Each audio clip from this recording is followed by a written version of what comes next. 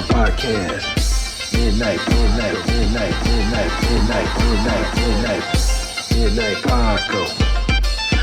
Paco Podcast. Midnight Paco Podcast. See a trucker, blast a trucker. Hey, life. Sandra is also Puerto Rican.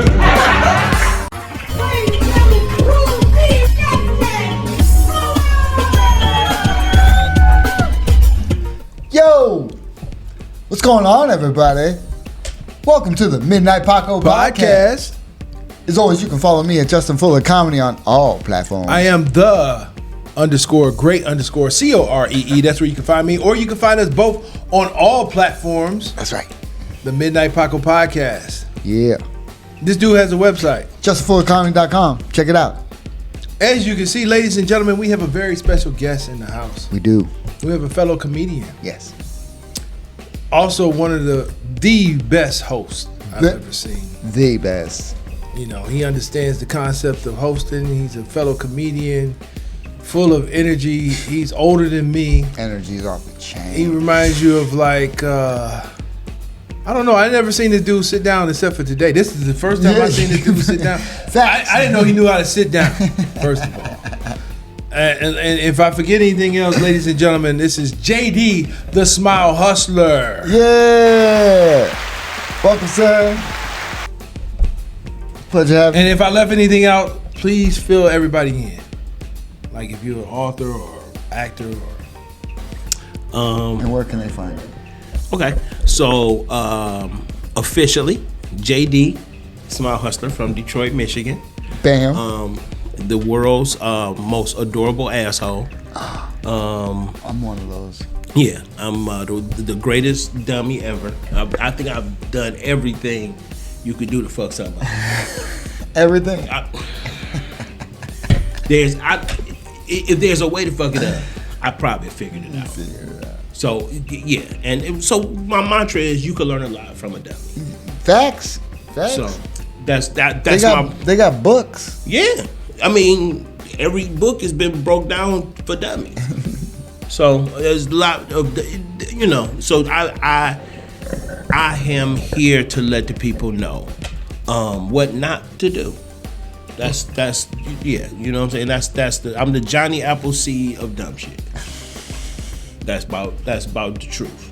We're gonna put it out there. JD the Smile Hustler, everybody. Where can they find you? You can find me on all platforms. I'm on all the social media platforms, Instagram, Smile Hustler 01, JD the Smile Hustler on Facebook, Smile Hustler on Snapchat. I don't know why I'm on Snapchat, but I'm on it. I'm on it. Yeah, you can find me on there as well. TikTok, Smile Hustler. You could go ahead and find me on there, or Jermaine Nichols, one of the two. I ain't got but a couple videos on my TikTok because I didn't really know what I wanted to present to the world on TikTok. I'm kind of selfish with my perfectionism. I need to go talk to somebody about that. But I think I got like 6 videos, but I need to get better with that because that's how the world communicate now. Some type of daily quote or message. Yeah, otherwise people think you dead. Yeah, if you ain't really posted on social media, people don't think you really alive. Even if you're looking right in their face. They like, but I ain't heard you saying nothing on Facebook. You ain't doing nothing. They like, you really, something must be wrong with you. You don't post nothing. Are you an avatar? No. Unfortunately, the way the algorithms work, like if you don't post nothing, it's like it's people that I follow that I haven't seen in a very long time. But if they don't post nothing, or maybe they are posting something, the algorithms choose not to send them to your page for some strange reason. Because they not hot like you. They not swiping. They not doing enough. They not doing enough to be in your trend. And that's what the algorithm is basically saying. Yeah, that's wild. Yeah. And it's crazy because if I could just be real honest, I think that's what this platform is. Absolutely. It's a show where you can just be yourself and be honest. Yes, sir. Yes. So the problem is a few keywords we can't say for some. Yeah, but the problem has been for me during it.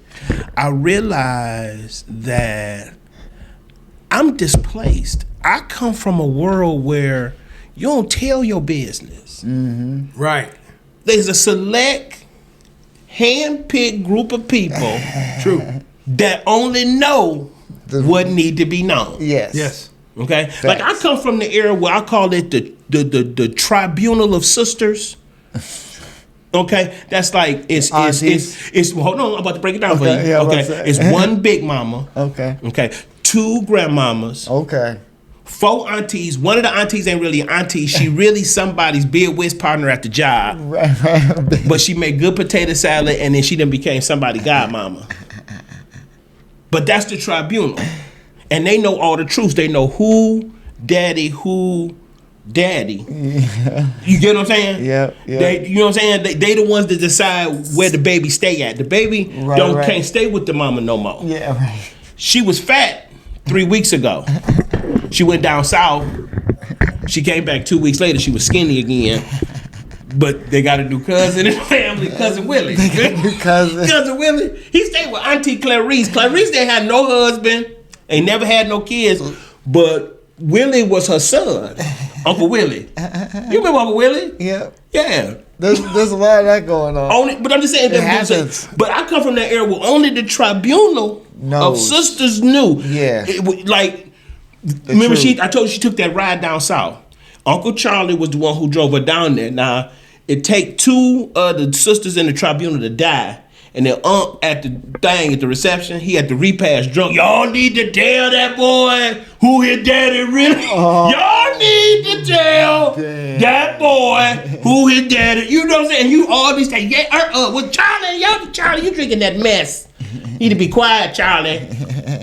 We had a funeral. Charlie get to drinking that. You know? You see what I'm saying? So I come from that era. See, didn't nobody know nothing.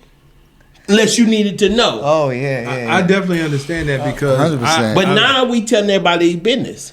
Every day you got to tell your business. I understand that because I only have social media because of the field that I'm in. Yep. Right, but it's like, that's the problem. You in the field we in, they want to know about your personal life too. They want to know about all them shows you're doing.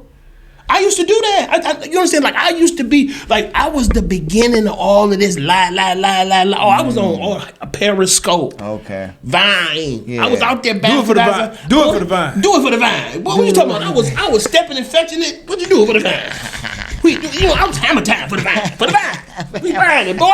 I was out there trying to be, bro. You was on MySpace? Man, Black Space, MySpace, Black Planet, Yellow Planet, all the planets. I was on all the planets. All the planets. I did all the planets. All the planets. I was in all the spaces, inner space, cyberspace, MySpace, microspace, megaspace. I've been in metro space. I'm spaced out. They call me Spacey Space Sprockets. You hear me? That's how space. JD Spacey Sprockets. I'm the Spacey Space Sprockets of the spaciness. You know what I'm saying? I get it. So I'm just saying, bro. I was out here. But then, so COVID, so many people died that I'm sorry, bro. Just wasn't supposed to die. Right. I ain't talking about just the older people and whatnot, but I don't know who experienced the real COVID. But in Detroit, we had the real thing, like the real Coca-Cola. Yeah. The original formula. People was dying, and it was like, who dead? Like, you was like, wait a minute, hold on. No, I was calling you to tell you somebody died. No, while you was calling me. Two more. Like, 2 more. So it was crazy. You hear what I'm trying to tell you? Yeah. So then it was just all the retardedness was going on. And I was so Mr. every day. I was riding the bus, doing crazy stuff and whatnot. And I just felt like, why am I trying to make all these, and it's all this craziness going on. And I just went into this hovel. I went to this thing and I realized, like, dog, I'm really not wanting to tell people my business. Like, I couldn't wait to get old and secretive. Right. Let me get this straight, JD, because when we were coming up, we were about the same age. Yes. When we was coming up, voting was secret. You didn't talk about. Bro, it was so much not talking. You didn't tell nobody who you voted for. You didn't even ask. It was a curtain that you pulled over. Once you come out that curtain, as you done, and that's it. You got your little button. Mm-hmm. We had the metal buttons thing. They actually paid. Well, fuck them little cheap ass stickers. They have buttons. Remember the button? You punch thing. And that was it. And nobody asked you nothing, and then you see who won. All right. The only way you knew somebody didn't vote the way you supposed to vote, and you like, you look too happy over there. Nobody told they voted. But even before that, Go ahead. You was secretive, bro. We come from a secret society. Now you telling me to be all in here. Look at me, and I don't want to really tell y'all nothing. I'm sorry. Well, that's why they say I it's want the to fake tell y'all life. about me, but I don't want to tell y'all about me. Well, that's why we here at the Midnight Paco Podcast. You know what? JD the Smile Hustler. But I'm out here, man. Because we about to find out all I'm about from Detroit. I'm the funniest person you ain't never heard about. I swear to God. I'm the hypest, livest person you've never known. So tell me People don't even realize they need me till they need me. And they're like, dang, where you come from? Right. Yeah. So tell me about where did this all start? How long you been doing comedy? Okay, so here's the truth. 2026, we ain't telling no more lies. Everything is unadulteratedly, authentically true. I have been doing comedy probably ever since I would say honestly like 8, 9 if we really gonna do this thing. But I didn't call it comedy. I called it getting out of Mother Johnson teaching us Sunday school. Mother Johnson used to teach us Sunday school. I'm Kojic, Church of God in Christ, Spirit, sanctified. Okay, they're the most judgmental black church of all the black churches. Okay, like they are the most judgmental. I don't care. Y'all know. Okay. So Kojic. Okay. Church of God in Christ. Kojic. There you go. Okay. So they the most judgmental black. They hell and damnation. Ain't nothing you could do. You better get it together. You on your way. 8 or 9 years old. 8, 9 years old. So Mother Johnson used to teach Sunday school, but she taught it very slavery. So she did. It was like, you know what I'm saying? Like I grew up reading. I was a book reader. I knew about Martin Luther King and Roots. I back when we came up, it wasn't but one TV in the house, and Roots stayed on for 2 weeks. Like you had to. That was what you watched before you went to bed. So you normally didn't stay up that late. No, Roots on. We gonna watch Roots. You watch Kunta get whipped. What's your name, boy? What's your name? Kunta Kinte. Sha. What's your name?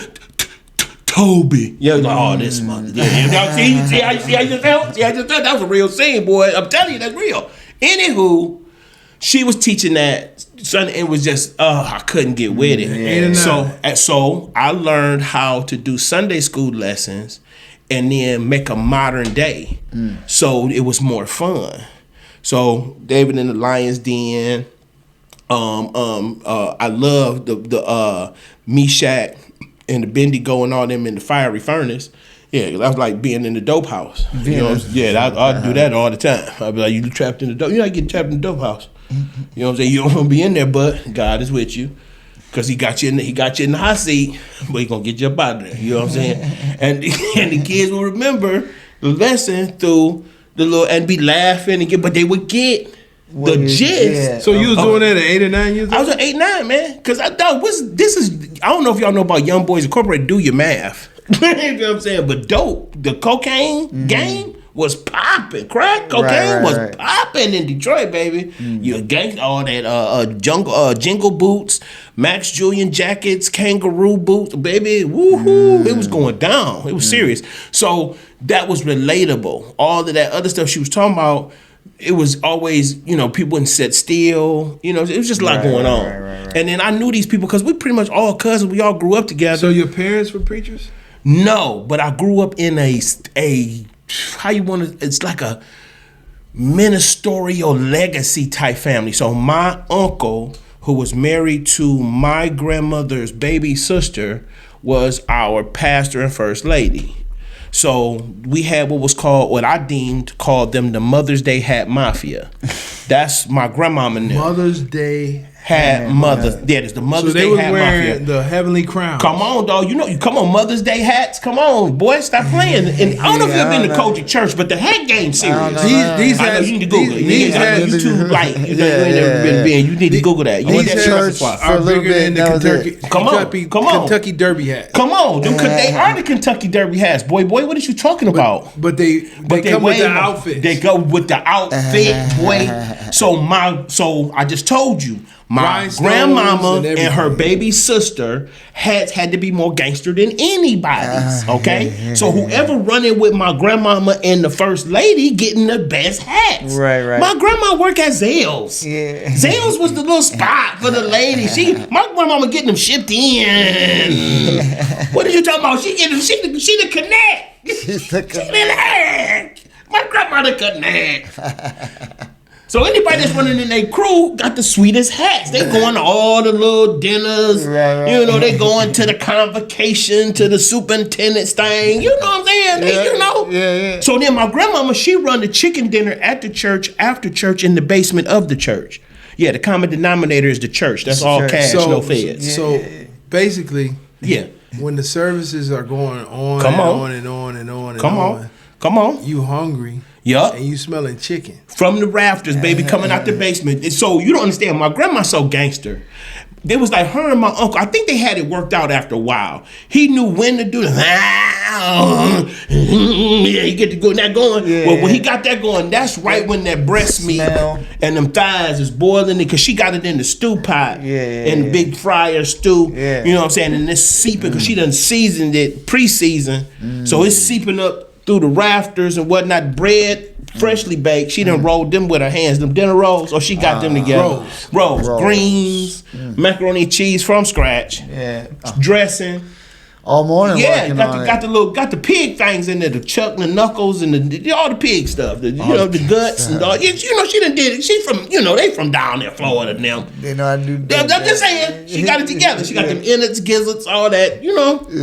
Yeah, she doing everything down in there. Bread, fresh cornbread, hot water corn. What you want? And they baking cakes and pies and so Sunday dinner. Matter of fact, we run the sweet potato pie game. We run that. Right. Yeah, on East Lawn and Mac. Please do not come over there slinging your little sweet potato pies. I don't want no. We do not want to have no. Boy, that's our territory. From East Lawn to Mac. Please. I don't want to. We don't want to lay no hands on you, is all I'm saying. Okay? And then I used to run with my uncle. My uncle used to have the Lincoln, them long Lincolns. He had the deep trunk and he had 2 fish coolers in the trunk. So I would go with him. He run that down there to Florida, Alabama, Mississippi. We turning them the government cheese. We call it Focus Hope cheese. That's how it came through this place. Hope? Yeah, it was this church that used to dispense it. It's called Focus Hope. Focus Hope. So it's the Focus Hope cheese. So we had the Focus Hope cheese on bricks of ice. With Moving them cheese bricks. Gotta have a slicer. Yeah. They ain't getting that. See, they ain't getting the cheese like we got in Detroit. Good. So we shooting that down south. We flipping that. Them pecans on the return. Yeah. Them turning into pecan pies and peach cobblers. Right. Yeah. So that's $5. Yeah, for the little dip, for a dip. Of the cobbler. You know what I'm saying? You get the whole little pan for 50. You get the whole pan for 50. Y'all get any yellow meat watermelon? You know what I'm saying? Hold on, man. Man. Hey, who know you, bro? It sound like you snitching. I don't know who know you. Hey, you asking how you? Who come with that question? Who you know? You know what I'm saying? He has a lot of questions. I'm saying the game is to be sold, never to be told. Is all I'm saying. So that's what I'm saying. I come from money. I've been VIP my whole life. Nice. I'm just retarded like this. You feel what I'm saying? I'm a chocolate covered white boy. I ain't never seen. I don't know what broke is. Like, how they be telling them little black stories. Everybody went, 3 at the head, 2 at the foot. I done had the sandwiches with no meat in them, but that's because we could. Yeah, I didn't want to miss out. Everybody keep talking about these sugar and syrup I'm trying to see what they taste like. Sugar toast. Yeah, I wanted that boy sugar. See, you ain't raised right, bro. I keep noticing you don't get excited about some of the things that we get excited about over I here. had cinnamon toast. Nah, man. Did you hear what he just said, bro? He said cinnamon toast. You doing well with cinnamon toast. Look, bro. Sugar toast, bro. No, sugar toast. Sugar toast. Boy, you got to know how to toast it just right to get it not too crunchy. So when you put the sugar on there, it'll accept. It doesn't fall Yeah, off. put a little butter. You put a little butter on there and really Soak get the it stick. in. Yeah. Sugar You did that? You did that? Not with sugar. Yeah, shut up. I did with cinnamon. You ain't hear him. He's like, yeah. I did it with cinnamon. He said, I did it with cinnamon. Shut up, man. You You want act nothing like about. y'all didn't have mothers and We had a dates. way better life than yours. It was way more struggle. You ain't have enough struggle, bro. You gotta have more struggle to really appreciate life. That's what I'm starting to understand now. These kids today do not struggle. But Justin's a little different. What's your favorite Kool-Aid flavor? What's your favorite Kool-Aid flavor? Great. See? No, I fuck with him. I fuck with grape. Yeah, great. Yeah, grape was always the best. I thought he was gonna say red. No, red was default. Red was like default. That was just like, okay, if you ain't got nothing else. Fruit punch. Yeah, right. Nah, Jay, I'm with you on that. Like, okay, we ain't got nothing else. Fruit punch. Fruit punch is just like, that's like regular weed. Like, fruit punch. Yeah, no. It's gotta be that grape. red. Like, They gotta be because grape, you gotta cherry. be careful with the sugar because you'll kill everybody. Grape. You go through Grape or orange? Oh, that orange, yes. You talking about like Tang? What? Okay, you doing something over Tang here crazy. was exciting. Tang was cool. Tang was cool. I didn't have that shit for a while. I didn't know what the fuck Tang was. I'm like, what the? I did the Tang. I did Tang. I did Tang when it was at its hottest. Like when it first came out. I don't know if you remember Zips. Zips and Tang. I said that's how old I am. Zip is the different Kool-Aid, right? No. They do have those Zips that you drip. Yeah, no, they got that now. Okay. What I'm saying is back in the day, The Zips original. was Nikes. Oh, the shoes. Oh, yeah. Zip, when Nike is now, they was the first Velcros. Yeah. They was the right. The Zips was, dang, I forgot about Zips had the first Velcro. Yep, Zips was the first Velcro, but Zips was the Z on the shoe. Wait, Puma wasn't the first? No, Zips. Yeah, because Zips. they advertised Zips for some reason. I thought when you had some Zips on, you could run. That was their marketing tool. That was Zips that's why I always remember. Put your Zips on there, You put like, them Zips on, boy. Like I can run Do you fast. know how many quadrillion of children bought these stupid shoes? Because they swore. I was one of them. And Zips had them good traction, though. They did have a little traction. I thought you could run really Yeah, fast. man, automatically And you your so Zips. you get your Zips on, you was They zipping. got better traction. You can. That's true. That's But in all fairness, that was with every shoe I put But- on. Every brand new shoe I put on, Did you just I run? thought I could run faster than everybody because I got new shoes. Because I got new shoes on automatically. I could But beat them you. Zips, that commercial was so gangster. Yeah. That commercial. The kids Them was running was around on that. Hey, these white kids was taking off like Superman. You like, hey, I need some of those, dog. You think of like white people run I fast. wore Zips for about a good 2-3 years, dog. I was a Zip junkie. My grandma kept me in Zips. I was like, I only want Zips, grandma. I want them Zips. Yo, Zips. I want Zips, dog. I was zipped out my mind, bro. Yo, Zips wouldn't be complete without your underoos. Dog. Okay, Like- this ain't even about you no more, bro. I'm gonna let you know, man. You can just be the fuck quiet. You can't say nothing else for like 10 minutes. You on a 10-minute time? You had to have Superman Dog, or you have Shazam. to have Superman or Shazam. Batman was a good default. Yeah. Spider-Man, Yeah. you couldn't really find them Spider-Mans. I had them. I ain't gonna lie. I told you I was spoiled. I had them. But in the Star Wars under rules, you know what? Star Wars. I had the Star Wars game. I was under ruled out my mind. Remember short tail sheets? I had short tails. Short tails, I had Star Wars. I had Star Wars too, but the short tails was about short tails was sweet because I had Short the tails. little. They had little stuff on their t-shirt. Short tails. Anyway, I ain't gonna lie. I kept this. I gotta admit this. I ain't never told this to nobody. I'm gonna release it on the show. You heard it first on the Midnight Paco It's Podcast. on the Midnight Paco. It's a JD exclusive. I kept my childhood sheets, short tail sheets, until I went to college, dog. Ain't nothing wrong with that. I mean, I- college is still twin bids, though. Yes, true. That's true. That's true. Yeah, it was still twin bed, and I didn't lose my virginity on those, but I'd had some very exploratory experiences on the short tails. Stink finger. Let's say the short tails grew up with me. They They grew see up. them through the process. For Ain't people that nothing don't wrong know, with that. explain to them what Short Tails was. Oh, so Short Tales was a cartoon. It's come on Saturday afternoon. It was a group of middle teenage woodland creatures who had superpowers. You know what I'm saying? But there was a little female cat.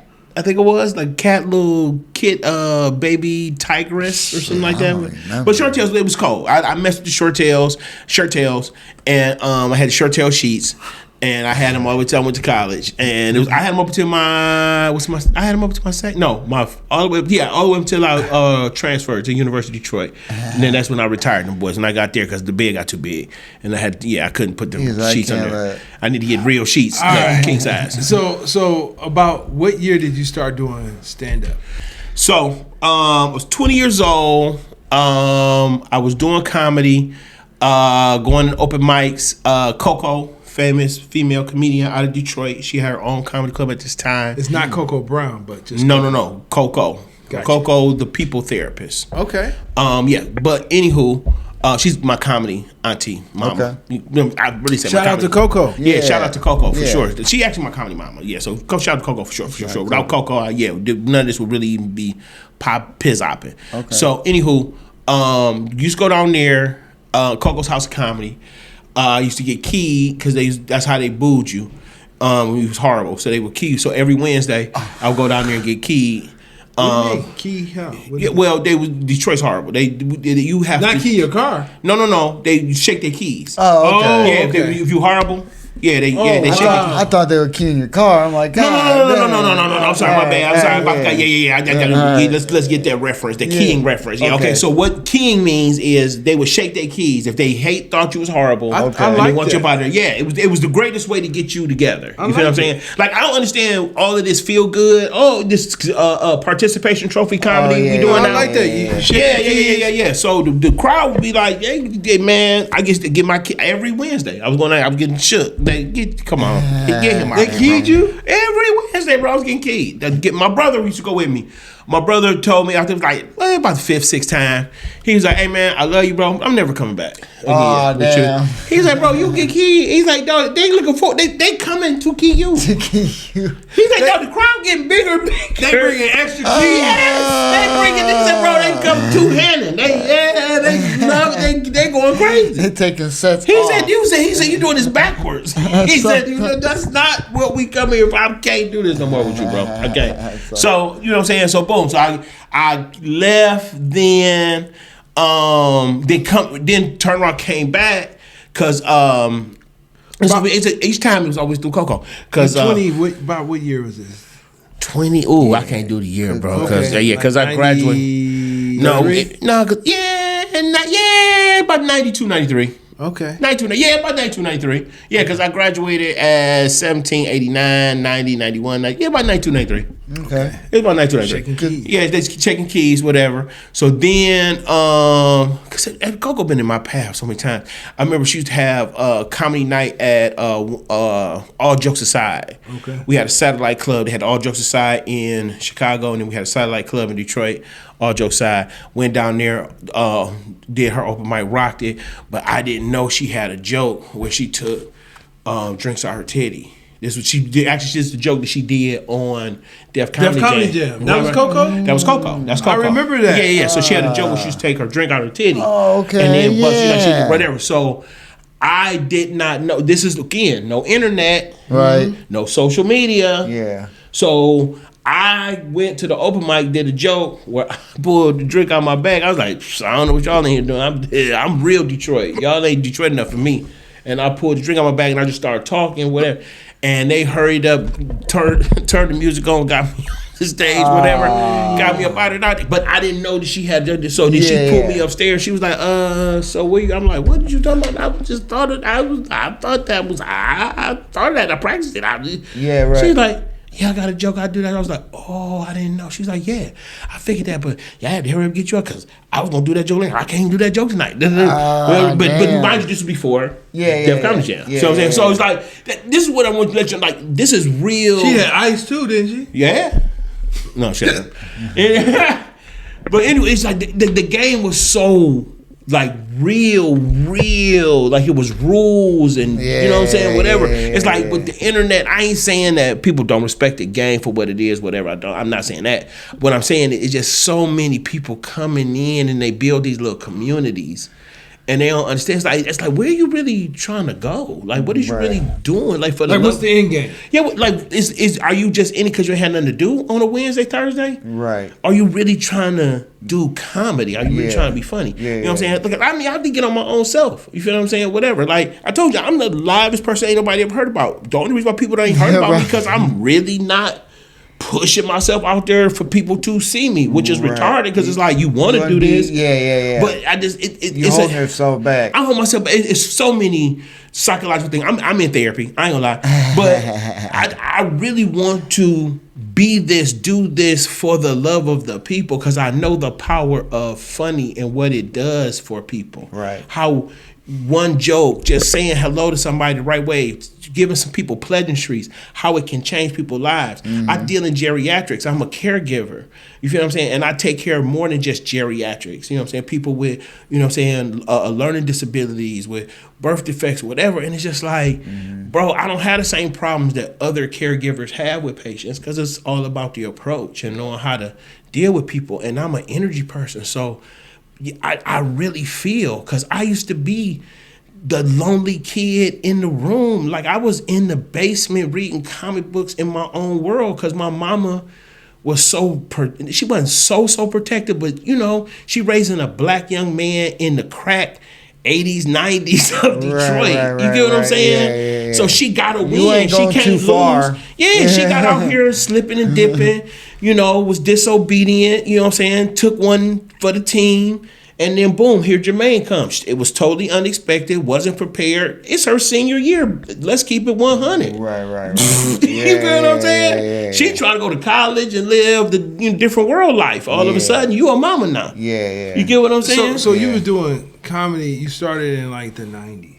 Yeah, like I started with the 90s, whatever. Again, I got these gaps, bro, because I'd be done. I told you I was a chocolate covered white boy. You feel what I'm saying? So I was doing all this white people stuff. Like, I was doing the same stuff white people doing, but in the black world. You get what I'm saying? So you know how rich white kids be trying to find themselves, they'll go off to Europe and then they start a business. I did all that crazy stuff, bro. Damn. You went to Europe? Not yet. I mean, but Canada. So you know what I'm saying? It's only 10 minutes. I mean, yeah. Windsor, Toronto. I've been all over there. From the did all that. It's right across the bridge. Right across the street. So I mean, yeah. You know what I'm saying? Because I ain't want to lie. I'd be like, well, yeah. I got friends over there. Hey. Your toque. I'm wearing my toque. I'm wearing my toque. Talking about. You know what I'm saying? Yeah, bro. I'm saying, so I got my international stamp. Right. You know what I'm saying? I'm stamped for sure. I'm just saying, it's just I done dabbled and dipped and doobled, and I love experiencing life, but I really do need to show people that I can really like do this, because I do it. So I can do it. I've been doing it. One of the things I like to do is find out where it came from, like. I tell you? I'm gonna cut you off. I'm sorry, but I can read your mind. So this comedy of mine comes 100% from my mom and daddy, who did not marry each other but should have. They come from the most comedic, craziest people ever. On my mama's side, it's a whole tribe of black women who all been disobedient and come from this freaky gene that was in my grandma. Okay, but it's covered with all this Jesus sauce. But low key, underneath there, everybody about that life. They about that, okay? Anywho, I don't even want to tell you about the Kojics. If you Google them, Kojics wild. You feel what I'm saying? Like, I don't know, they're going to get mad, but low key, you can Google this. What does Koji stand for again? Church of God in Christ. So they all ruled over this hierarchy of all these, like, council of dudes. But in the history of the Kojic faith, a lot of them dudes been like both side, down lowy. Yeah, bro. You mean like homosexuality? Yeah, bro. You Google it. I only want to be, you know what I'm saying? I'm just saying, I'm just putting the sauce in there for you go research. But they all, you bet not. Right. Then they made the Clark sisters, they won the Grammy.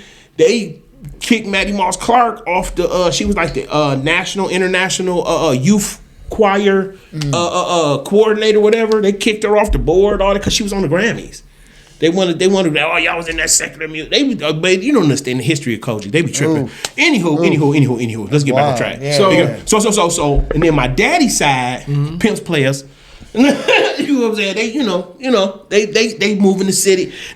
So I was the Wired all the seasons on that side. Okay. On my daddy's side. You feel what I'm saying? I'm just saying, I just added games to be sold, not to be told. But that side popping. Okay? So you got them uncles and them, and then my grandma, she run everybody over here. My uncle tell the lie. He the oldest child. He always say, my grandma the oldest. He would lie, no, Willie Mae the oldest. She run everything. I'm the baby. And he the oldest. It was hilarious. But anywho, so watching them, and living that life, and then coming from Detroit where you was free. You could just speak freely. Everybody was as black as they wanted to be because everybody was as black as they wanted to be. There was no filter. We all, what are we filtering? Right. We're all black. So when so it's all the time. What did you talk about? When you say Detroit, Yes.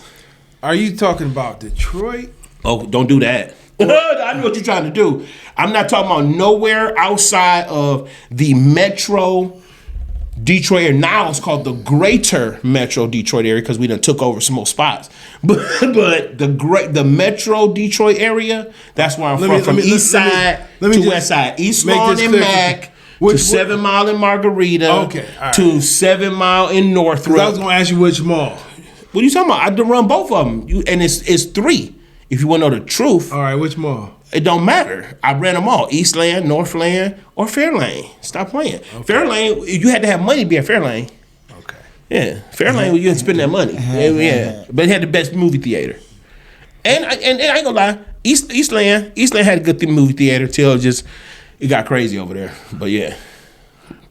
I just wanted to. I hear you, man. I hear with your little Cleveland. I mean, But per capita, I had to, per capita we about the same. I had some experience in there, so You had a little bit. I know what questions to ask. I get you, but the real place where you got your hookups was 7 Days East. Anybody know about that? No, real Detroit. No. Yeah, I know. See, 7 Days East was this super sweet flea market style spot. Literally, you could go in 7 Days East, get everything you needed for a great night out in Detroit. You get your hair done, outfit, music for you to ride to and stay motivated for the week, something to eat, and probably meet up with some chicks that they'll tell you where they're going to be at. So you be like, oh, well, I'm going to be where y'all at. You said it was a flea market? It's called a flea market. It's called 7 Days East. It was the greatest spot known to man. One-stop shop. Everything you needed for a great night out in Detroit, you get it right there. So let me ask you this. The movie 8 Mile with Eminem. Okay, here we go with this. All right, come on. Come on. How authentic was that? Okay, so let me first explain something to everybody. How can you ask a question? So you know how y'all have these U.S. highways, right? Yeah. Like they got one in this rural area where I stay now called 422. Yeah, 422. Yeah. See, like, 422 east and west. Yeah, okay. Yeah. So 8 Mile is a U.S. highway. Okay, you can literally ride 8 Mile all the way to Ypsilanti, Ann Arborish, sort of, kind of. Okay, it's a highway. All right. So Detroit is, how do I want to say this? We bought that money. Okay, we keep the things economical. So instead of naming a bunch of roads, a bunch of names, there's numbers. Okay. Yeah. So we basically start. There's 5 Mile, but that's really, I think 5 Mile is like Joy Road or whatever. 6 Mile is McNichols. Yeah, I think 5 miles is considered Joy Road. 6 Mile is McNichols. After McNichols is 7 Mile, 8 Mile, 9 Mile, 10 Mile, 11 Mile, 12 Mile, 13 Mile. 14 Mile, 15 Mile, 16 Mile, 7. You get what I'm saying? Yeah. Okay. Yeah. Anybody got time to be naming all this? Yeah. It's way better. And as you go up in the miles, you're going more north, which is out of the city of Detroit into the money and where the police at.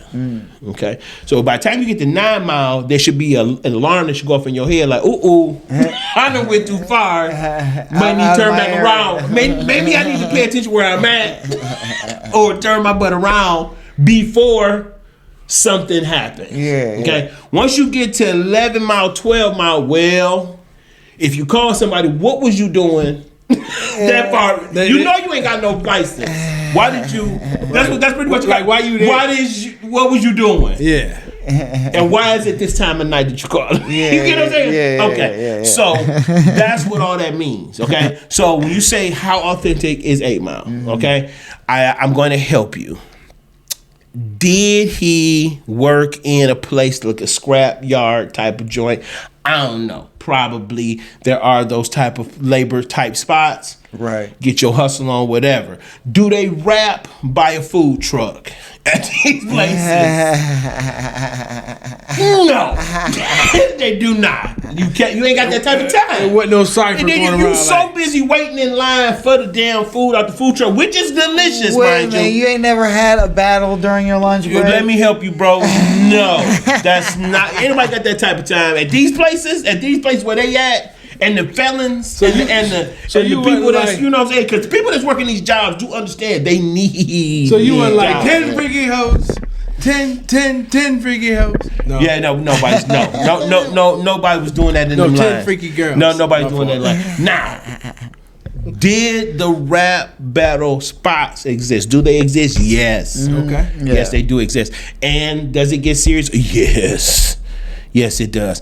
Because there's a lot of different vibes and flavors in the D. Oh, I can imagine. Yeah. So you have you have a conscious, more poetic, cultured style crowd. You feel what I'm saying? Those rap artists will veer towards more of the poetry scene, that joint, whatever. Some of them will venture off into the battle zones and do that to get their cred up. But most of the time they stay in their little musical, incense, dreads, curry shell lane. Yeah. You get what I'm saying? Yeah. You feel that? Backpack rap. Yeah. They over there. But don't get me wrong. They, like I said, some go back and forth. There's, some get gangster. You feel what I'm saying? Yeah. But now then you got the true battle rap scene. Especially with the whole they got that whole community. Yeah. You know what I'm saying? So it get, because I done hung with some of them dudes, and I'm like, yeah, it's serious. I ain't gonna lie. I really am not. I don't have all of that black in me. Like all of that, just the rock. I get down. Right. If it just gotta go down. Right. But my brain, I told you, I grew up like a white kid. I had a Rubik's Cube and all of that. I had Rector sets and all, you know what I'm saying? Like I had, I ain't had typical black stuff at my crib, bro. I had like other shit. You get what I'm saying?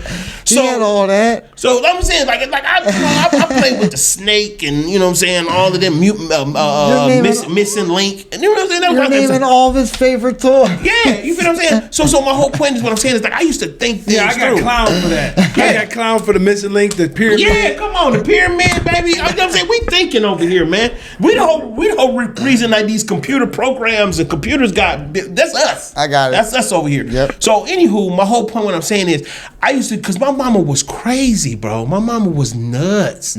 Like she ruled with an Is she iron still with fist. us? Yeah, my mama's still with it. She ain't going nowhere. She done made a deal with Jesus and them. They on the timelines. They trust me. They done worked it out. Trust me. Yeah. But She in Detroit? yeah, she still run the city.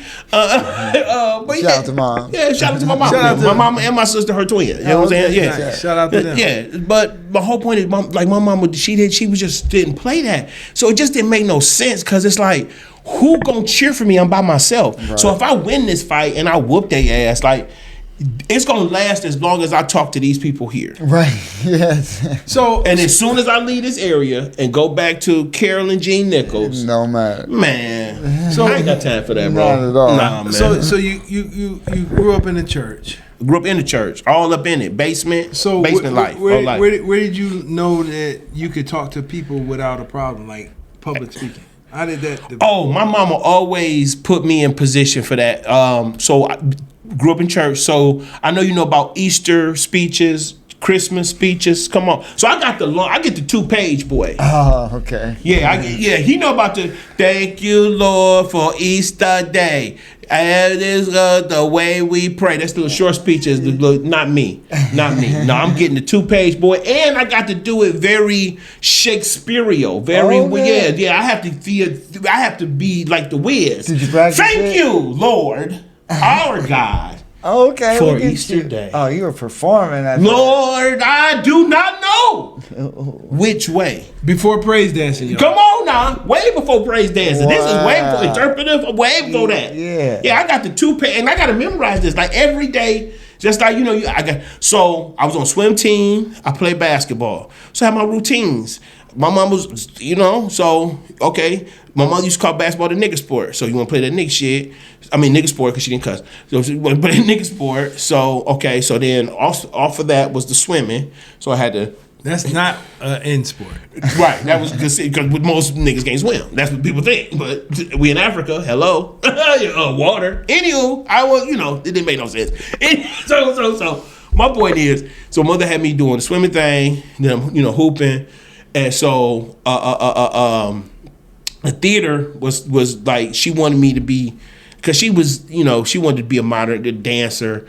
When she was in college, one of her professors wanted her to go into classical singing. Because like my family on my mama's side, all performers. Okay. Like my auntie used to, before Pam Clayton came and joined our church, my auntie Franny used to sing the songs that get the offering thing filled up. Okay. Yeah, so you had to, back then you had to have that good fat woman who could blow. Yeah, so people. And that's how they get the offering. Yeah, that's how you get the furnace. Yeah. So my auntie Franny was the furnace keeper. That's how we kept the furnace and the bills paid. Yeah. Because she used to sing "Witness, my soul is with." That was her song. Okay. And then it was another one. It was hot, but she covered that. And then she got hot tailing them streets, and then got pregnant. And so then God sent Pam. Pam took over, and then Pam became the basket filler. Okay. And so then the basket filler. You had to fill that basket, baby. The singer. AB Selections. Know about AB Selections? Basket filler. The basket filler. She's filling that basket, baby. Witness for my Lord. Oh, yeah. Fill that basket. The basket. Come on. It's passed around in church. Come on. I know what it is. Okay. Mm-hmm. Now, modern day baskets have gotten deeper. It's got way deeper. Now you got to, they donate. They used to be like the baskets that the paper plates went over. Yeah. Right. Right. Now they like. Oh, they got the whole little. They got the long sticks. They can tap you. They'll send it down the aisle like. They bump you. You sleep. Hey, you. Hey, cost for that seat, bro. You been sleep. You been sleep for about an hour. You heard about that? This ain't no Ramada. That pastor that locked the doors, right? Oh yeah. Wait a minute. They was like, y'all playing? Y'all playing. Lock the doors. Lock the doors. Lock the door. You ain't going home because the Lord say you must pay to be up in here. This ain't free. This salvation ain't free. Okay. So you started doing Go ahead. the speeches in church. I was doing the speeches in the church. What about in school? Were you doing plays in school? Man, stop playing. I was doing all of that. Drama in high school. Always do Easter. Because I went to parochial school from second grade all the way till I graduated high school. So I was in some type of parochial situation. Lutheran, Catholic, you feel what I'm saying? Then I'm Kojic. So it was G's. It's program. The church program. You know what I'm saying? I was in choir. I used to sing. Had a great singing voice. And I because I don't have it, I understand how important it is to take care of it. I literally, I'm telling you, I came from a very strong performance family. On my mama's side, everybody is we're performers. Right. And I had it. I had all that. I played the piano. I went to the Mattie Moss Clark School of Conservatory of Music. Okay. Yeah, studied piano. So you could play an instrument? I used to play piano, but you don't use it, you lose it. And I'm be honest, I told you the world's biggest dummy. I was Jamie Foxx, way before Jamie Foxx, bro. I'm telling you, bro, I really am the biggest. My life should be so much different than how it is, but I just have chosen to do the dumb stuff. So I am the textbook of what not to do. Follow my book of what not to do. You'll win every time. Do not do what I did. Read my book. See how stupid I was. Watch your life change. I mean, that's how we doing it. I should write a sequel to yours because then there'll be double knowledge. That's what I'm saying, dog. That's what God called me to do. Yeah, that's why I'm here to change lives, man. That's why I'm the smile hustler. Dog, if I told you my story, you'd be crying. Don't drop out of college because of a chick. Dog, I'm telling you, man. Don't do that, though. Dog, what they say, don't trust the big booty and smile. They not lying. Yeah. They not lying. That's the truth. And I'm going to be honest with you, too, bro. Since we just parlayed about talking about big booties and smiles, when are we going to start addressing these women that's been, molesting and raping these boys for years? Because you know that we always had, like, I don't know if people be paying attention, but in the black community, there's things we have accepted for years that's like really unacceptable. Like kissing cousins. That's like a phrase. That's almost like a phrase, a term of endearment. Like people, we was kissing cousins. We're talking incest, fam. Like, you know what I'm saying? Like, you understand how okay in the brain we have been with incest. Who? Our culture. I don't know how chocolate you really tap into, but for real, like I said, I come from a very chocolate city. So, and like I said, there's a lot of people. If people would have true, honest conversation that come from my era. I am 54 years old. Okay, I am born in 71, grew up through 70, all the way to 80, all the way to the 90s. Okay, right. So you take that pocket of people. We're talking 3 decades. Right. Take that 3 decades of people. You put them in a room and let them be completely honest. I guarantee you will be surprised at the large percentage of people who have either experienced sexual interaction with a relative, either of their age or older, or men who have had sex with older women who were somehow related or adjacent to the family. Go ahead. So let me ask you this. And I'm only asking because I had experience with something. It was something that was brought up to me by another brother that I knew. He grew up in a small area of Ohio. Okay. And he realized that a lot of the people in the small area that he's in was doing the same thing you did. You just brought up, not you did, but what you brought up. And from that right there, he said, you know what?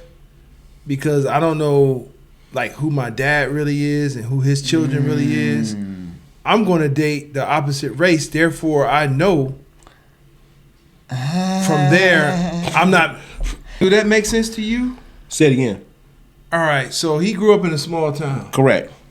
And he didn't really. He realized as he grew older that he was lied to who his father was and who his father's kids actually was. So he just went a different race. He just said, to "You know have what? No problem." So I won't have this mistake of messing with my family, Right? not knowingly. Yeah. I'll just date outside my race. Therefore, I know. Yeah. And that's logical. Yeah. And I mean, unless his father was in the military or was an international player, Yeah. Right. I get his logic because his fear, which is completely like in the realm of belief, is that he could possibly fall in love with a sibling Or cousin. Or cousin. Right, relative. Basically, fall in love with a relative or sibling. Or like you said, a sibling he didn't know he had. That was it. Right, either one, sibling or relative. And if you think about it, Come on. everybody loves to go to the Amish country, but if you think about it, they are related. Yeah. There's probably some of it. But it's like a lot of it. I get what you say about the Amish thing, but I see how this numbers work with them.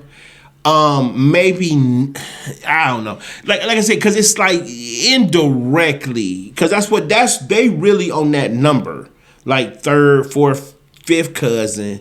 You feel what I'm saying? Ain't really the line, but first, second.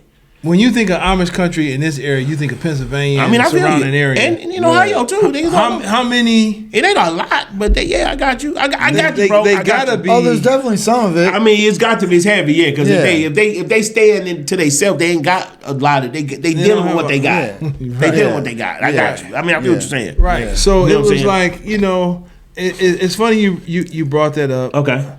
And it is something that should be addressed. Yeah, because it has affected us. I don't think people are really looking at how deeply our culture has been affected by that one dynamic. It's unchecked behavior which is unchecked trauma to some degree at some point. Okay. Oh yeah. Because when the person gets older and realizes, or But and they don't. But that's the whole thing. If it goes unchecked, it's so common in the South.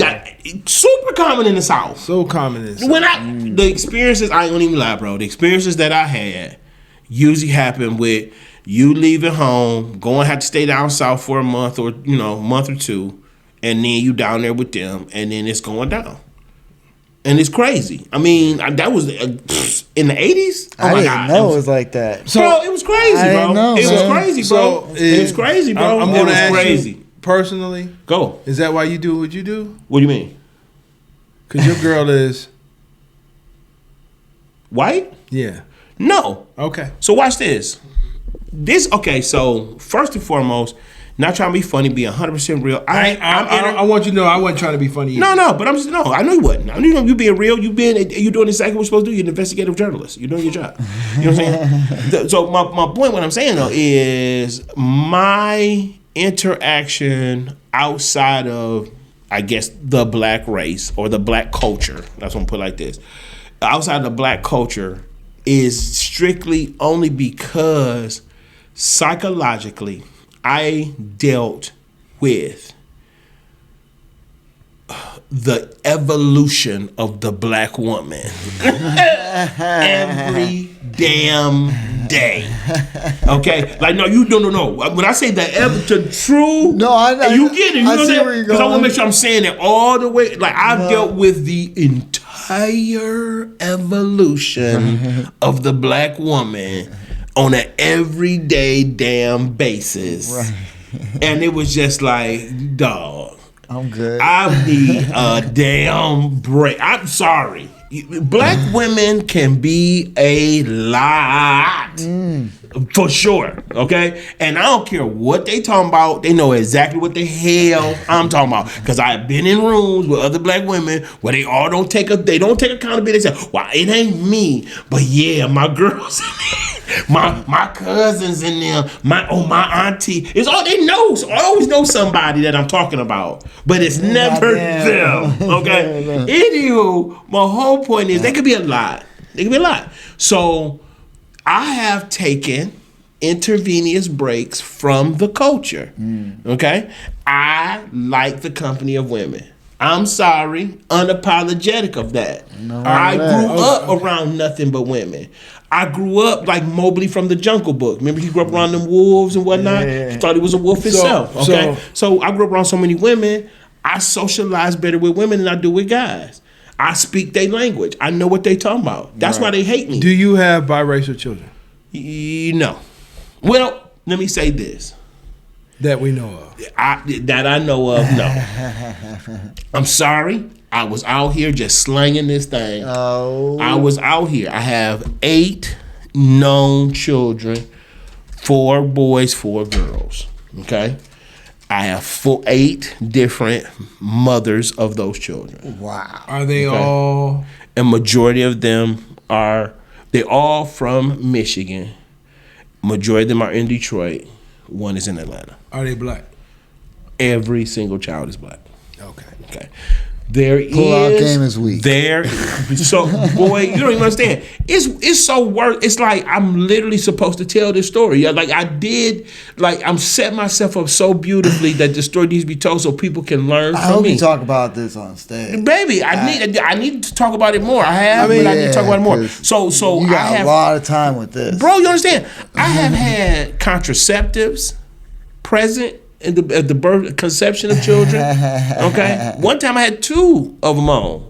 She was so wet she sucked both of them off. Okay, I'm just being real, man. She was there. She know. Hey. So, all right. So this is today's episode is about JD the Smile Hustler, and I'm trying to introduce the world to JD the Smile. Please introduce the world to JD again. And for the first time. And this is my experience with JD Smile. Talk to me. Tell them what you experienced. My first experience with JD Smile Hustler. I'm a new comedian. Come on. Yep. This dude came in pulling. Like back in the 80s, guys carried boom boxes on their shoulders. Mm-hmm. He did the new generation thing. Because these kids, not only if they had book bags, they was pulling them. He pulled his speaker, playing his own theme song. Gotta have your theme music. Love it. He pulled up, and then it was a room full of comedians. Whole bunch of them. And he like Jones cracked on everybody in the room. Well, okay, so what I call it is it's my Sports Center recap. So what happened was I sat there and I listened to every comedian go up there, do their thing.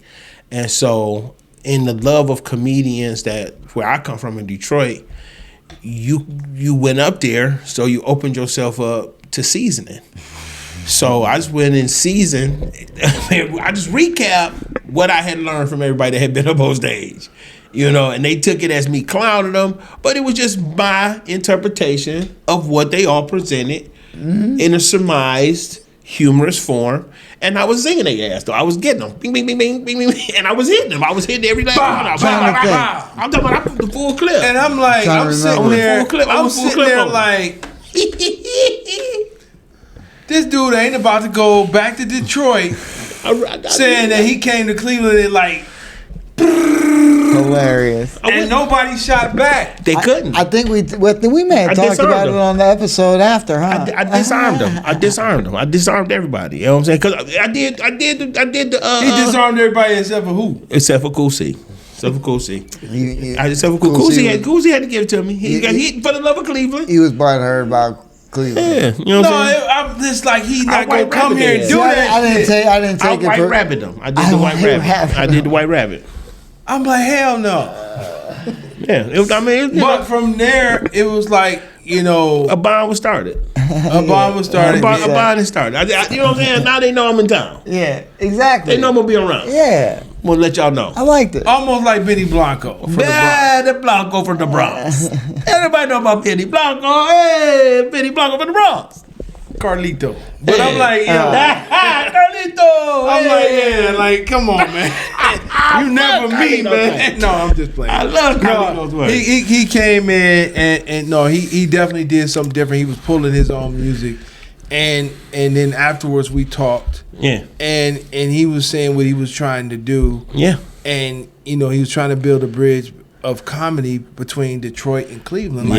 Like a Yeah. Yeah, like going back and forth to Asgard. Yeah. And every time, to me, I saw a lot of me in him. Yeah. I'm just sitting and listening. Yeah. But because we both fat and chocolate, so yeah.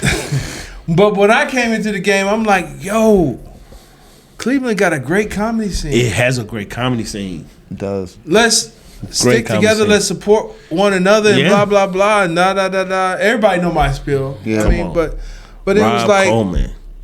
Yeah. Rich Green. Rob, man, shout out to all of them. Tyrone Gaines. Tyrone Gaines, they all monsters. Elijah Nevels. Monsters. Yep. Come on, you know what I'm saying? Pope. What's my baby Pope? Pope? Come on, man. Brian Pope. Pope ain't even from Cleveland. No, he said Pope. Come on, Pope. You don't know Pope? Oh, Pope from New York. Yeah, he ain't even from. I'm saying Pope ain't even from Cleveland, but he might as well be. I mean, he's here now. He's from New York, Shout out to Tim Wolf. I get Tim Wolf and shout out. With Give the him his flowers down there in Warren. Wolf already He relocated. He ran. He got the hell up out of Warren and saved his life. Got up out of there and went got his comedy game together. Wolf already know how I feel about him. That's what's up. T Wolf in the building. Yeah. Got to say shout out to Autumn. I'm sorry about that crack about your forehead, Autumn. For real. I mean, shout out to Autumn. It just gleamed in the light, and I wasn't even gonna say nothing, and then I saw it and I said it, and I didn't. That's why it wasn't even funny what I said because I really didn't want to say it. I'm sorry. No, but my third eye opened as soon as it gleamed at me. And my point is, JD came in with some great energy, and he's been like a power of energy ever since. Like, man, I'm trying to push this. I want to push this good juju, man. I'm sorry. Let's just go ahead and put it out here, man. It's an air of mediocrity and hopelessness and devastation in this entire Northwest Ohio area. From here all the way to Newcastle, Faro, PA, that opioid epidemic aftermath, man, it's got y'all area Super Bowl. Like, people just don't have no hope, man. They just okay with being okay. This going with pajama pants everywhere, bro. You feel what I'm saying? Like, all looking flea bitten and all of this, bro. I'm sorry, man. I'm sorry. The black sisters around here, man, they hard, dog. They look like they freeze dried. You feel what I'm saying? Like, I'm sorry, man. They gonna get mad at me, but I'm just gonna tell y'all what you look like. Y'all not smoothed out. You ain't looking like you using that ebony cream. You look like, you know what I'm saying, that y'all bumpy face like that gin bottle. You know what I'm saying? I'm sorry, bro. It's like, but I know what that is, man. That's that you carrying that I don't give a fuck attitude so much, you don't let it darken you. You feel what I'm saying? Because let me help y'all understand something about I don't give a fuck. It's the dumbest phrase ever made, because the people who say I don't give a fuck only saying it because they think don't nobody give a fuck about them, so that's their rebellion. But all they are is hurt. Oh yeah, they really all they want to do is be heard. Every person, I don't give a fuck, because the first thing they say, see, when this and this happened and this happened and I was there and then nobody give a fuck about me. Right. Yeah, I hear you, man, but that's not everybody. It's a percentage. It's a percentage, but it ain't everybody. It's a large listen, bro. The game is percentages, and y'all got a large percentage of people who ain't got no hope, and that's why they hate 10. Is that from Cleveland to Detroit? I'm talking about, no. I'm talking about from Cleveland all the way to PA, bro. Cleveland is I come to Cleveland to get a relief from how sorry Warren and Akron and dog, they hard for no reason, bro. I'm talking about who are y'all mad at? Yeah, right. It ain't even that much space. It ain't that many people. Warren got the nerve to have two sides of town. I'm like, how? Because if you go too far, you in Niles. Ain't that another place? They goes, oh no, you on the west side. No, I'm not. I'm in Warren. It ain't no north side, south. It's Warren, bro. Warren is, and they fighting. How you fighting somebody you already know? Shout out to Warren. There's no You running. went to kindergarten together. Shout out Everybody know y'all shout out to Warren. Shout out to the Circle K girls walking up and down the street. Oh my God. Shout out to the Winners. The Winner place. The hot dog shop. The hot dog shop. Shout out to the Warren. fake Coney Island. That's what I call it. The fake Coney Island. Shout out to Warren. Warren out cold. Warren, shout out to Warren, where junkies go to retire. Warren out cold. Warren got the gas station where all the junkies congregate. Like, how are y'all hiding from the? I don't even know how the police are missing. How you miss? Listen. How do they just round people up? Warren is a great place. Warren is out cold. Warren is a great place. They have dentist office and big mansion houses. Where? Houses. Big Not houses. in Warren. In Warren. In Niles. they on the cusp of Warren. Shout out to Warren, Ohio. You like Warren is buying commercial time on your show, boy. Warren is not shooting you no promotional. He's the political guy. Warren is a great football city. Is it? A lot of football stars are. When was the last one? When was the last one? Armstrong's from? Shout out to Warren, Ohio. I hear you, bro. This guy is a transplant, so he really don't understand. I get it. You know what I'm saying? I mean, I see. Look, but you know, this show is not about Warren, but it's about. I know crackheads when I see them. It's about JD the Smile Hustler. It's definitely about JD the Smile Hustler. I gotta ask you. Come on, ask me some more questions, man. Some questions about where do you see JD the Smile Hustler? Like, what's your end game in this comedy? Yeah, so my end game hold yourself back. Yeah, okay. So really and truly, my end game for sure in this management. That's what I really. Where do JD see himself? Like, I like to ask the question of if you had a reality magic wand, what would JD the Smile Hustler be doing? And tell the camera right now. If I had a magic wand, reality magic wand in my real life. No, reality meaning like. You're not gonna grow wings on your back and fly around, but what would JD the Smile Hustler be doing? Right, if I could just make the situation a play or a comedy club or whatever your heart desire, what will JD the Smile Hustler be doing right now? I would be doing what I'm doing now, my entertainment business, but I'll be running it as a family business. Okay, and I would literally be developing, promoting acts, producing events. I would have a comedy house, but it would be a dinner theater style setup where people could rent my facilities for fundraisers and things of that nature. I like that. Different acts, because I wouldn't just do just comedy. It would be a performance of a theater, because it's a dinner theater. So there's meals involved. I really wouldn't open up for only on brunch for Sundays, but it would be more so of a late lunch, mealtime style situation. It would be set up for one 2 act plays, poetry, comedy, definitely musical, acoustic. You feel what I'm saying? I would bring in acts. I would negotiate to have where they have festivals. I would have events during the festivals. You feel what I'm saying? At my place. You feel what I'm saying? That's dope. I love that. But I really, like, where do I see myself? Like, what's my 5-year plan? What's my 3-year plan? Whatever. I want to, again, perfect myself as a stand-up performance artist. Plan to perform, have my special within the next 9 months to a year. Do my first special, get that out. But I want to move into entertainment management, where, you know what I'm saying, definitely developing acts. I would definitely, of course, start with comedians, but definitely want to get into musicianship and things of that nature. But I really want to get into managing producers. That to me is what type of producers? Show producers? Music producers. Okay. Music producers. Because again, I want to do things with kids. And I feel that we can talk to these children better because they're just not leaning into athletics like they used to. Really? They kids. So let me get this straight. JD the Small Hustler love the children. Love the kids. Well, I got 8, so Right. I must. Yeah. You know what I'm saying? Yeah. I come to the realization, I can't say that nobody's kids ain't mine because I don't know who my kids gonna be friends with. Right. So all the kids is mine. So JD love the kids. Right. JD love the kids. JD love the kids. You know what I'm saying? So Yo, Jay, you got any more questions for JD the Small Hustler?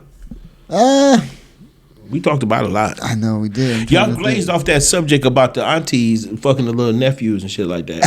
I noticed how you just went ahead and got way the hell up off of that because I was trying to see how hot. He likes to steer conversations. He got like, ooh, that was too hot on that mic, JD. No, you covered it good, and then like you did it like what was that?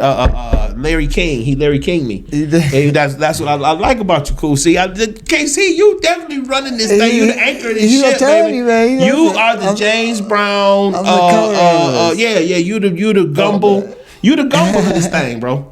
You was one of them little gumbles. You got it together. I don't think we talked about your comic influences. Like, who's some of your favorite? There we go. You didn't cover that. Yeah. Said, come on, cool. See where you at. You're supposed to. That was one of the ones you're supposed to have in your pocket That's like right there. that's his number That's his one. go-to. That's his go-to. But I'm throwing him off over here. Yeah. I'm on these topics.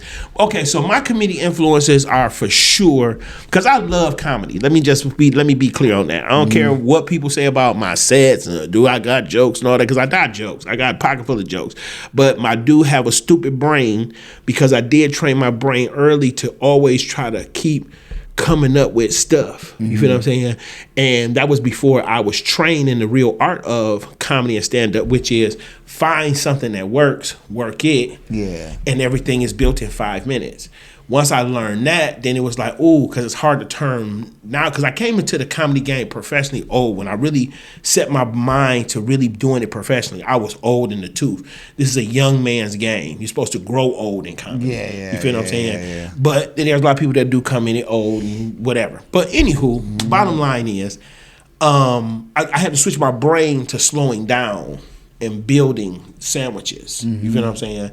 And then a lot of my stuff is soft energy, so I have to keep duplicating that energy, and sometimes I feel unauthentic when I keep having to reduplicate certain energies. You feel what I'm saying? So it's just, again, a lot of my shit is in my head. Oh, it's in every comedian. Yeah, I got a lot of stuff in my head. But yeah, so comedy influences. Joan Rivers, always my number 1. Robin Williams, always my number 2. But of course, I got the black classics. Red Fox for sure, because I used to listen to the album You need to wash your ass. I used to sneak listen to that a quadrillion times, bro. Dog, Fred Fox was a monster. People don't know how much of a monster he was. He was a monster on stage, bro. Monster. Red Fox, Eddie, Delirious, hands down one of the greatest albums ever. But of course, Richard Pryor, Mudbone. You know what I'm saying? Mudbone talking to Dracula. Stop playing, bro. You hear it. You've never seen this done, but you listen to this and you swear you see this alcoholic wino sitting here talking to Dracula, and it's so hilarious, bro. Dog, you know what I'm saying? But all the Richard Pryor, Sunset Strip. But let me not be remiss in not giving my dog his shout out for sure, because a lot of my imagery is Cosby. And shout out to Bill Cosby. And Michael Collier. Shout out to Michael Collier. Michael Collier, Venice Beach, one of the greatest stand-up specials I've ever seen in my life. He went to the place where he used to perform as a crackhead and did his special on HBO. Wow. He went to Venice Beach, right where he used to perform as a crackhead. Wow. Did his special out there on Venice. Boy, it was the greatest comedy special. I like unique stuff like that. Shout out to John Leguizamo. Yeah, John Leguizamo. John Leguizamo, great actor. John Leguizamo? Yeah. John Leguizamo. Did I say it right? No, I just wanted to make sure. John Leguizamo. Chi-Chi. Yeah.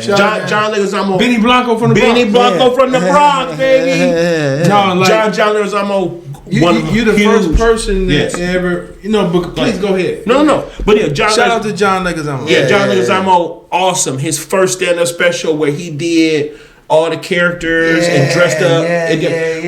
All those characters was all based off people in his life. Yeah, his dad. That was awesome. His brother. I love that. Yeah. I love shout that. Out to him. I've always loved those type of comedic performances. Yeah. Whoopi Goldberg. Shout out to Whoopi Goldberg. Her first comedy special when she did the crackhead version of herself. Man, awesome stuff, bro. Awesome stuff. You feel what I'm saying? That's why I love Robin Williams. I remember the first time I seen Robin Williams.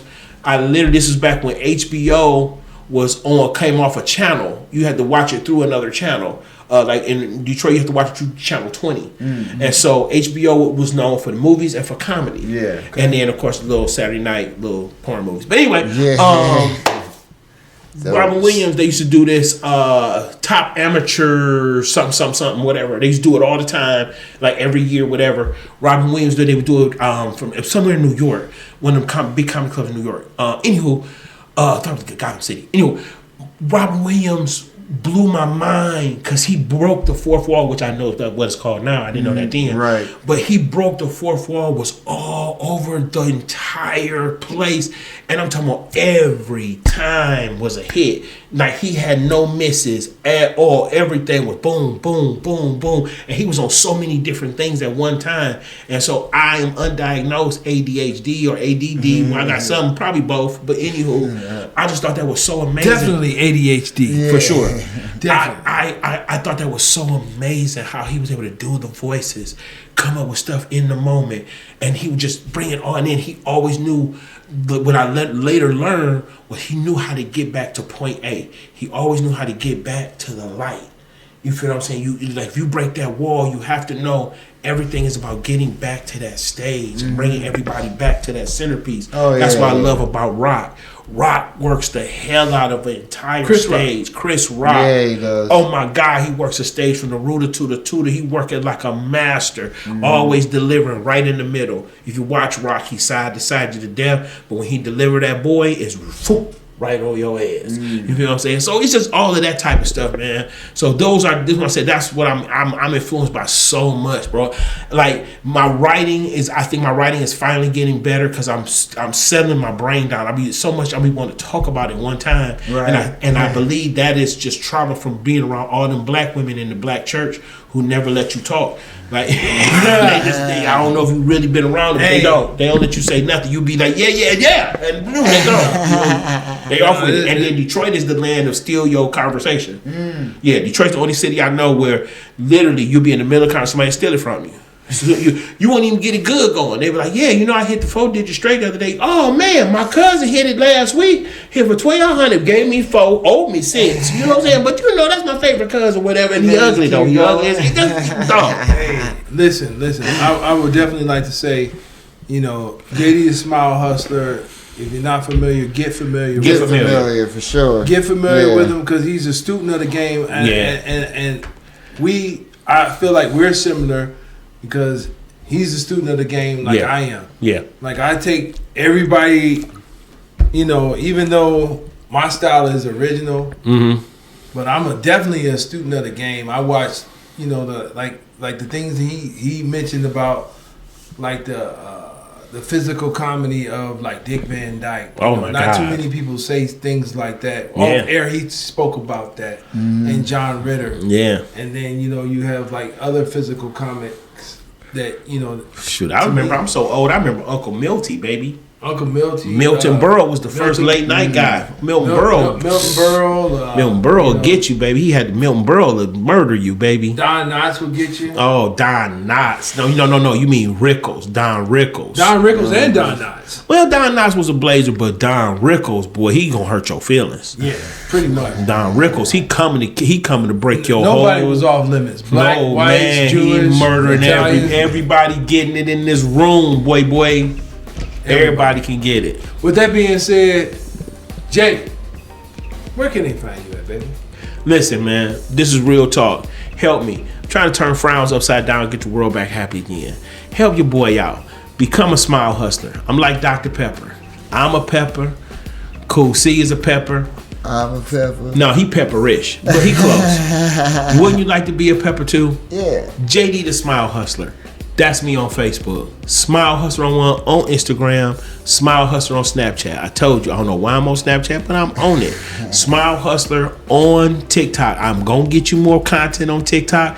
I'm telling you, I'm coming back to social media. I just had to get my mind right. And I was in love with a crazy chick. So, you know how that go. So, you know what I'm saying? I'm still with her crazy, but she done tried to lock me up 3 times, but she keep getting me out. So, she spending her money. You know what I'm saying? So, it just, anyway, I'm back. I ain't going nowhere. Comedy is life. I am me.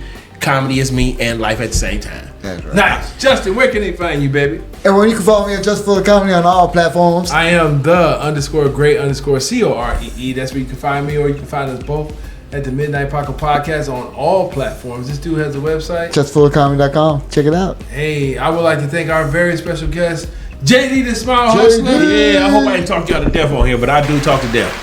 Hey. Nah, we had a good time, baby. Great time. Pleasure. All right, man. Yeah. Yes, sir. You know what I'm saying? Good shit. Yeah, Justin Fuller's just as white as I thought he was. Yeah.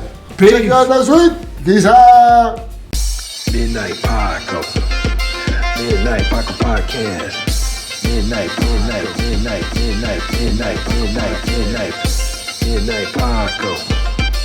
Midnight Paco Podcast. Midnight Paco. Midnight Paco Podcast.